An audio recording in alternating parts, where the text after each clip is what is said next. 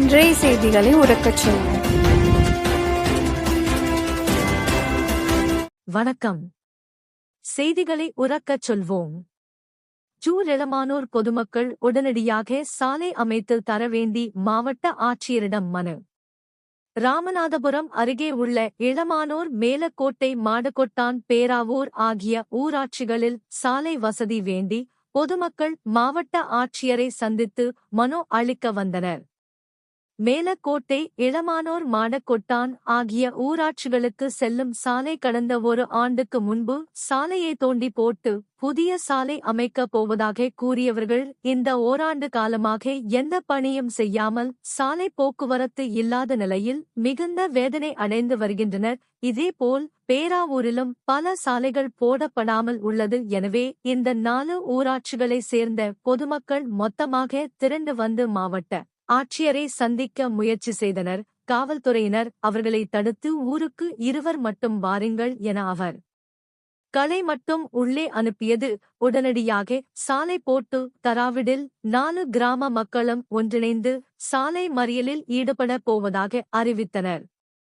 வணக்கம். வந்து பார்த்தாரு. அவர்கிட்ட நாங்க சொன்னோம், முன்னாடி இருந்த கலெக்டர் போடுறேன் செய்கிறேன்னு சொன்னார். ஒன்றுமே செய்யலை. இப்போ அவங்க செய்யலைன்னா நாங்கள் எல்லா கிராமத்தில் இருந்து அனைத்து ரேஷன் கடையும் கொண்டாந்து கலெக்டர் ஆட்சியில் ஒப்படைச்சிருவோம். ஊர் பாதிக்கப்பட்டது நம்ம எம்ஜிஆர் நகர், காட்டூர்னி, எளமனூர் குடியிருப்பு, சாலை குடியிருப்பு, ராமநாத நகர், மேலக்கோட்டை, மாடக்கொட்டான், மாயாவரம் கிராமம் அதால அதிகமான பாதிக்கப்பட்டிருக்கு. எதுவுமே செய்யல. அதாவது நாங்க கவர்மெண்ட் அதிகமா எதுவுமே விரும்பி கேட்கல.